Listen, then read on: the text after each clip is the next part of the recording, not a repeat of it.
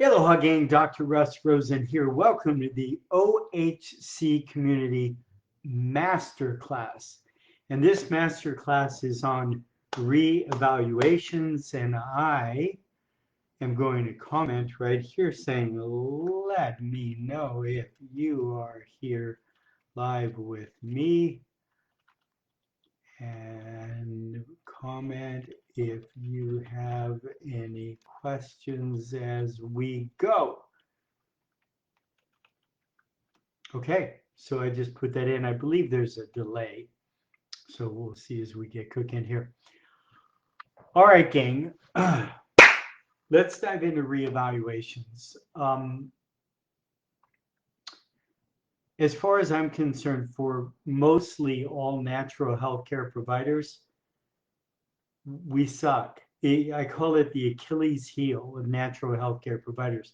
I don't care if you're a chiropractor, naturopath, osteopath, acupuncturist, mostly for reevaluations and re-reports, it just sucks.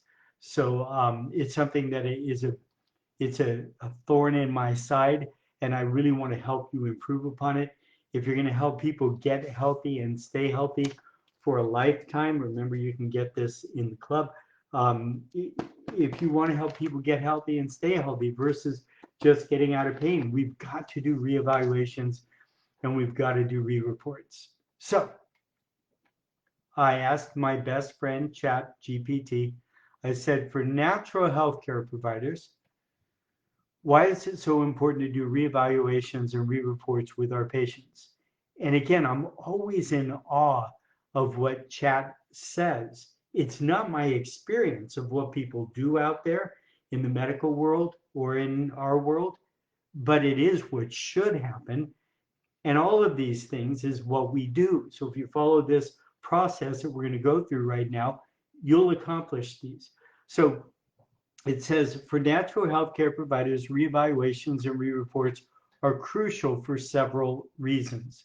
These follow-up assessments help ensure that the treatment plan, care plan, is effective and tailored to the patient's evolving needs. Here are some key reasons why they are important.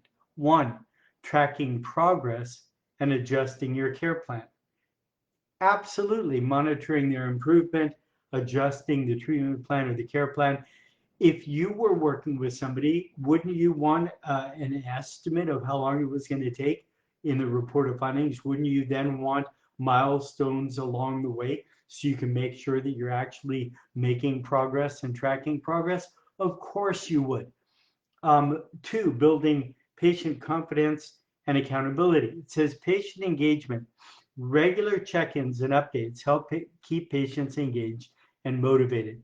When patients see tangible improvements, it boosts their confidence in both the provider and the natural treatment methods. Two, encouraging compliance. Frequent follow-ups also serve as gentle reminders for patients to adhere to their treatment protocols, whether this that involves lifestyle changes, nutrition, or ongoing therapies.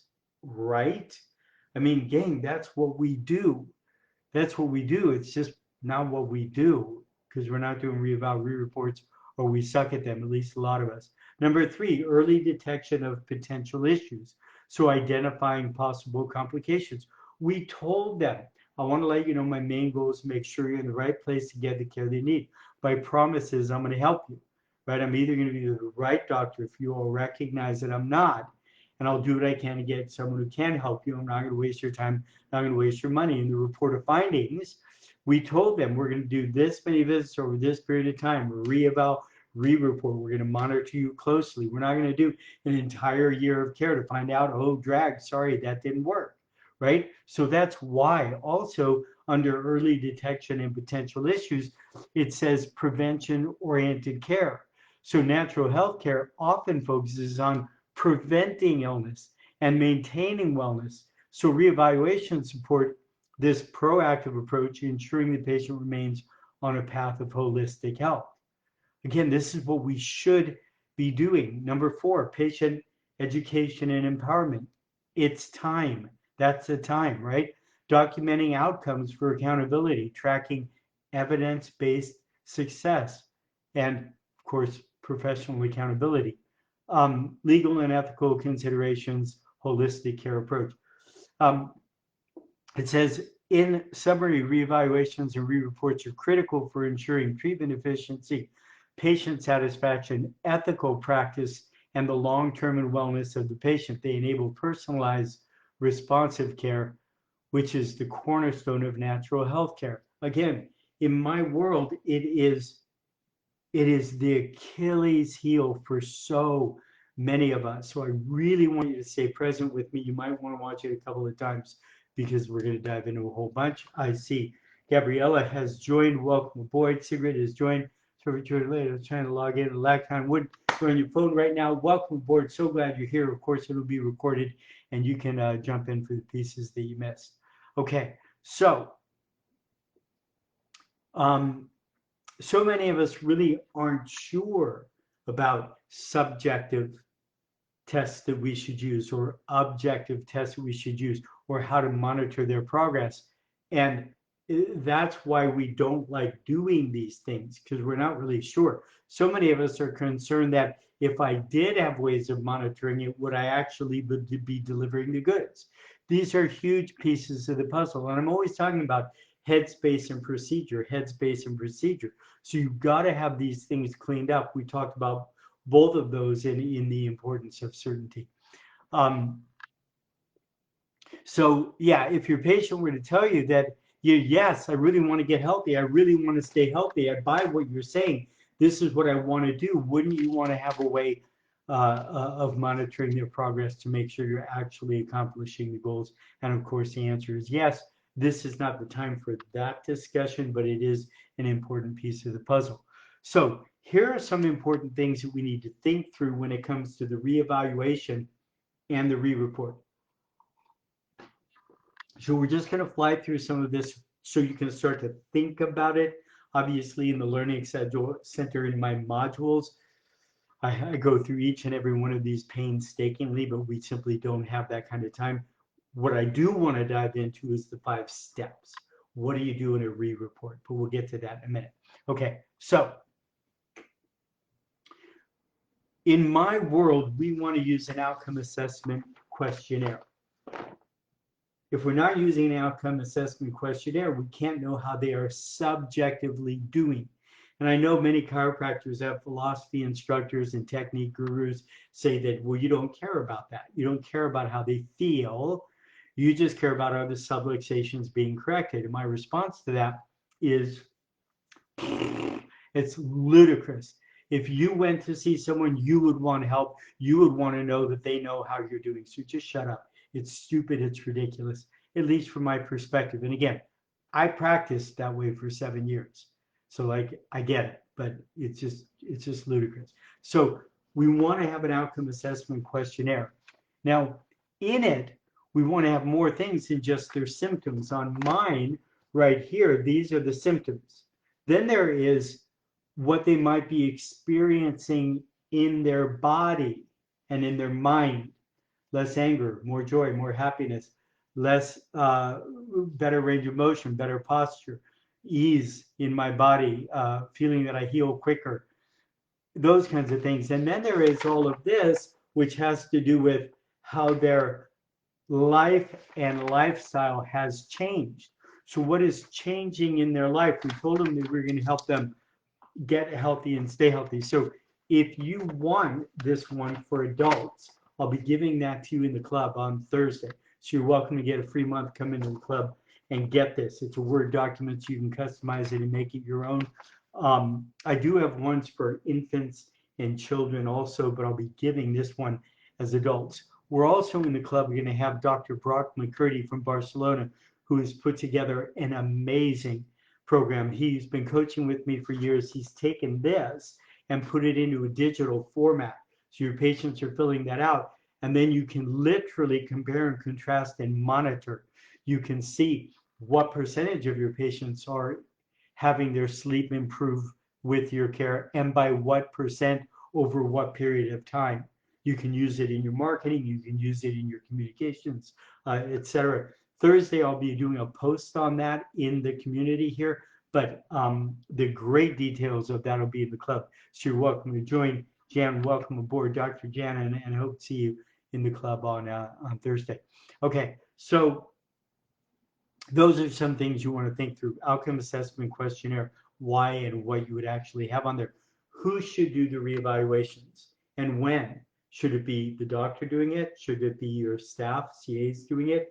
It's something you want to think through. Basic flow of the reevaluation. Doctor does the reevaluation and then does a regular session, adjustment, whatever it is, or vice versa. CA comes in and does part, you do your part, etc. Those are things that you really want to start to think through. Re-reports. Re-reports. We need to evaluate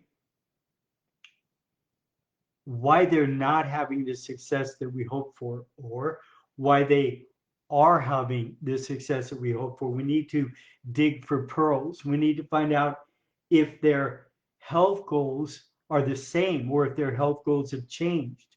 So again, I talk about this all the time. -10 to 0, you're running away from the dog. It's away from something you don't want, which is symptoms. 0 to 10 is moving towards something you do want. So most of us have no idea how to talk to patients after they're out of pain. Again, if the average doctor sees most of their patients feeling better within the first 6, 8, 10, 12 visits, if you've got a 90, 100, 150, 200 retention or PVA, what have you been talking with them about for 150 visits? Right? We talked about that during daily interactions, but that's something that you really need to be thinking through, in that their health goals will continually change, right? It might be, I need these symptoms to go away. It now might be to leap tall buildings in a single bound. So we have to be very clear about that. Another thing we want to think through, once we're clear about what their goals are, is do they want to continue care at this time?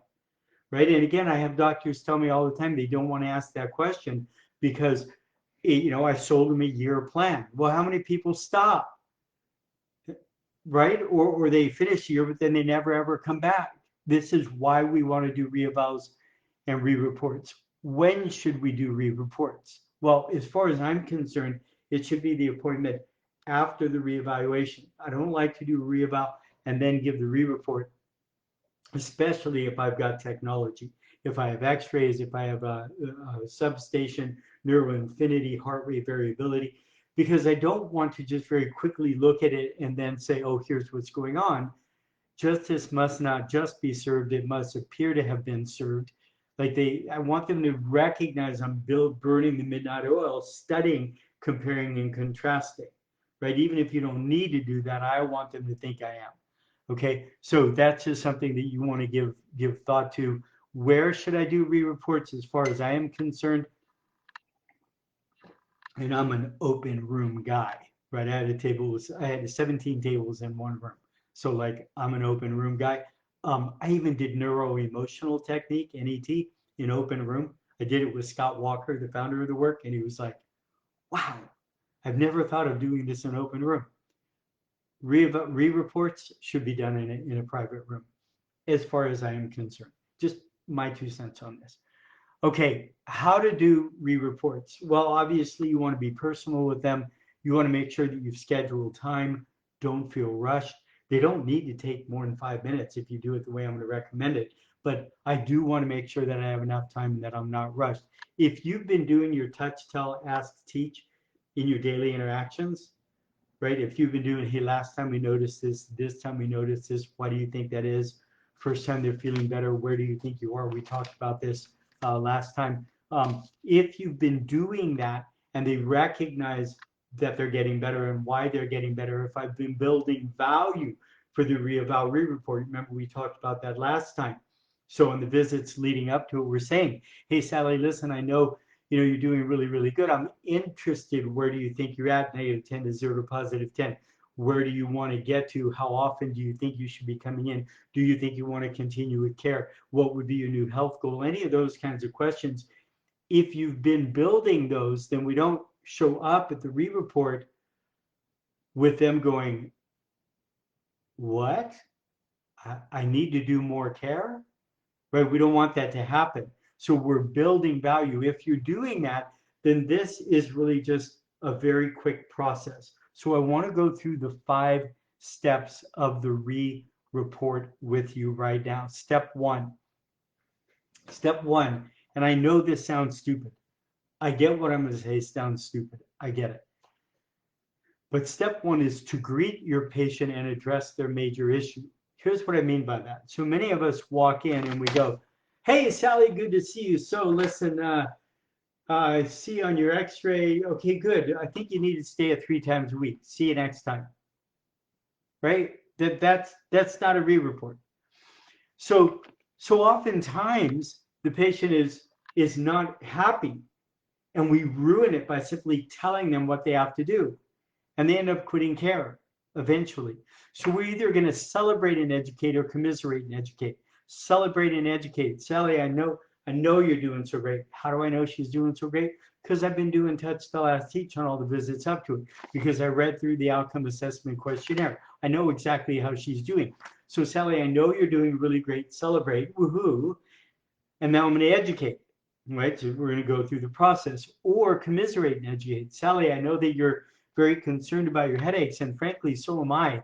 And I'm so glad that we have this time together, and now I'm going to educate. So I'm going to go through the next 4 steps. So I'm going to greet them, and I'm going to address their major issues, celebrate and educate, or commiserate and educate.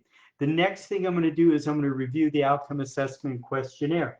So the reason why I like doing mine this way is that this was their first one, but now I can compare and contrast.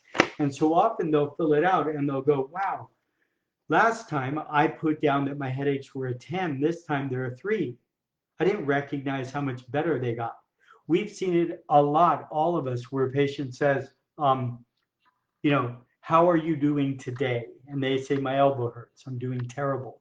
And I go, "What about your 30 years of headaches?" And they go, "Wow, I forgot all about those. I can't remember the last time I had one." Right? So I need to be able to have them compare and contrast in their own answers, their own writing. Again, Brock's program is brilliant with this. So I'm going to compare and contrast their outcome assessment questionnaire. It doesn't have to take a long time at all. Just hit the highlights. Now, if you have a CA or staff member go in and go through all the details with them, they can take a red pen and they can just highlight all the really important things that you need to talk about. But wow, I see this is better, that's better. You're a little concerned about that. We're going to get back to that. Wow, you're having more range of motion. Your posture is doing better. You're having more happiness. Your self-perception is better. You have a greater spiritual connection.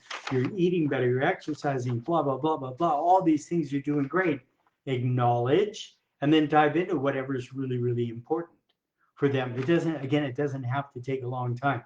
I used to spend 45 minutes going through this. I got it down to 5 minutes, 4 minutes, 3 minutes, something like that. Okay. Now, the one thing that I must talk about there, one of the questions I have right here is, I feel the frequency I should have my nervous system checked for subluxation is, and obviously, if you did functional medicine or acupuncture, whatever, that's what it would say for you. But I want to know how often they think they should be coming in. Remember, I've been talking about that on the visits coming up to it. I think you're ready to go down to twice a week, or I think you're going to need to stay 3 times a week. So I'm building that. They're not going to get there and think they're done, right? Which, unfortunately, if you're not handling that, that'll happen. But I need to acknowledge here, and I see you'd like to go down to 2 times a week. Now, if you agree with them, I want you to agree. I want you to go far out. I agree. Let's look at the objective tests. If you disagree with them, ready? If you disagree with them, is this the time to tell them no? I would recommend that you stay at 3 times a week. Think about it. No, it's not the time. Why not? Because you haven't been through the objective tests yet.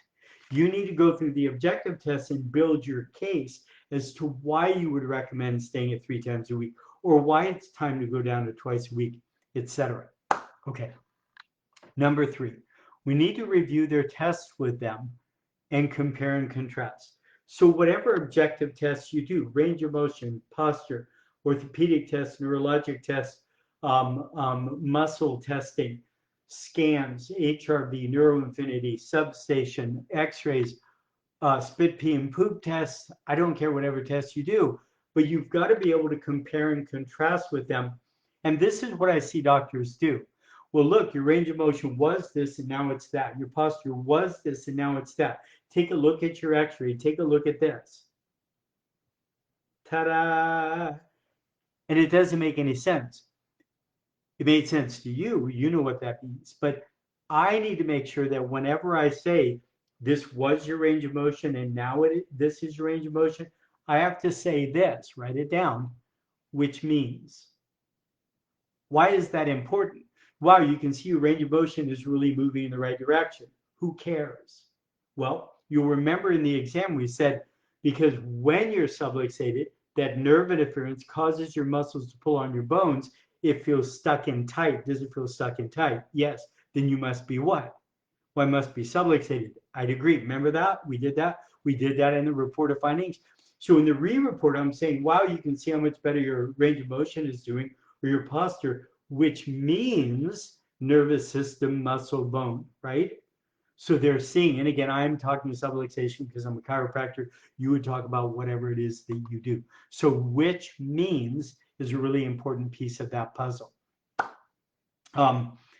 Give them your opinion. Number 4. And by the way, if you do have any questions as we're going along here, go ahead and type them in. I'm almost done with this. So if you had questions, you type it in. I think there's like a 10-second delay. So go ahead and put it in there. Step 4. Step 4 is you're going to give them your opinion and your recommendations, your truth and your consequences. So they want to go down to twice a week. I think you should stay at 3 times a week, and here's why. So here's my truth, and these are the consequences. Could they go down to twice a week? So in the Learning Center, I've got, they agree with you, they don't agree with you, but they would be okay with it. They don't agree with you and they wouldn't be okay with it. They want to stop care. I call it the good, the bad, and the ugly. Like all the different possibilities and how to handle all those. But you need to think those through. You need to think through how you're going to handle those if the person wants to go down to twice a week, but you think they need to stay at 3 times a week, etc. Regardless, now that you've been through the objective tests, you can tell them what it is that you recommend, your truth, and of course, you owe them the consequences of their actions.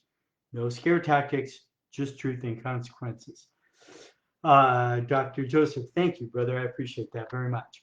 And then step 5 is assuming they're happy. I am so thirsty today. Assuming they're happy, step 5, I'm going to ask for referrals.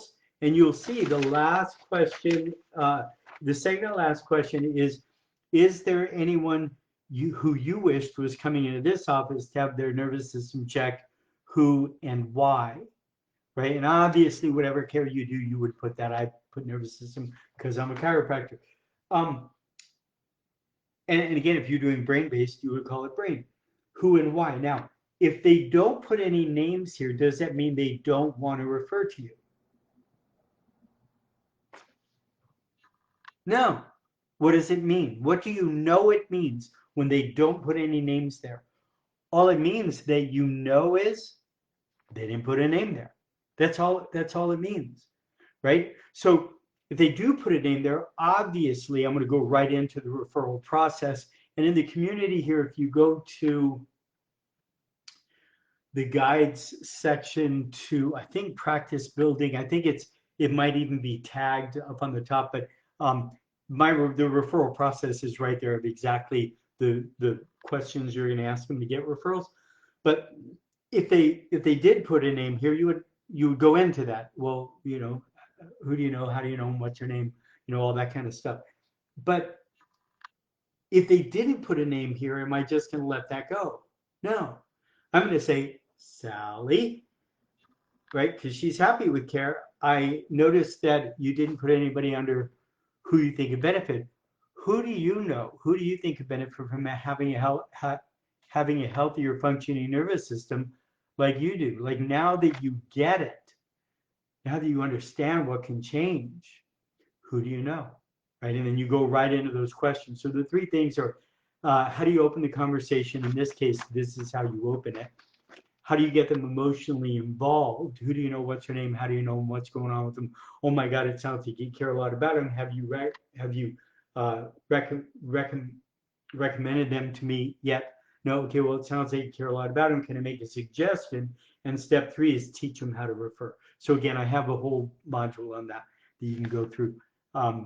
Just check it out in the community here. So we've got that right there. So I'm going to ask for referrals, and I'm going to get a lot of referrals from this. In fact, my goal is within the first year of you doing, well, my one-on-one coaching clients, I want you to be 100% internal referrals is what I would like to see happen. And this is a big piece of that right there. Also coming into healthcare talks. And then it says Dr. Rosen conducts a series of health and wellness lectures. What groups do you know who may benefit from this information, such as work teams, organizations, etc.? So if you do a series of talks, if you do that kind of thing, have it right here. Again, if they don't write anything, just say, hey, listen, as you know, my mission is to get this word out, blah, blah, blah. Who do you know? What places? That kind of thing. So those are things that I think have to happen in the re-report. Now I'm going to be diving into much more detail of the outcome assessment questionnaire. And if you want to grab it, you can grab it in the club. Just put club below and you can go ahead. I'll give you access. It's free month access, and you have access to everything that we've put in there. This and all the things that we've put in there. And I hope you found value in this. If so, please let me know. I'll read the comments right here. Best communicator around. Thank you, Dr. Joseph, Gabrielle, brilliant content. Thank you, Gabrielle. I'm so glad that you're here. Blue Lake. I will share this with my 3rd generation chiropractic student who's been going through exam process. This is great. Thanks. Absolutely, brother. Please let everyone you know about this free content right here. If you haven't dove in yet, if you go to the guides section, there's a ton of content in here, really good stuff for free. Transparency, do I then want you to jump into the club? Absolutely, I do. It's cheap. Right now it's $57 a month. You get a free month free. After that, would I like you to do one-on-one coaching with me if there's space available? Absolutely, it can rock your world. I know it. Club, please, good. I will get you that information. All right, any other questions before we head out? And you know what? I'm really interested in this, by the way. The coach that I worked with on helping me put all this together said no more than 15 minutes for these free things that I do. There's so much content I want to give you that I can't seem to pull it off in less than a half hour. If you think you or more people would watch these if I made them shorter, let me know, and I will. I'll just pull a bunch of the content out, but it's just so hard for me to do because I really want you to have this stuff. So, Jen, I'll see you Thursday. Blue Lake, I will get you taken care of. For the rest of you who are watching this in replay, any questions, you're just going to let me know how to find the content and join the club. I will let you know. I'm going to go ahead and I'll answer that for you. And John, not shorter. Okay, good. Well, there's a 1 not shorter. We'll see. Okay, gang, as always, much love and aloha. Bye, gang.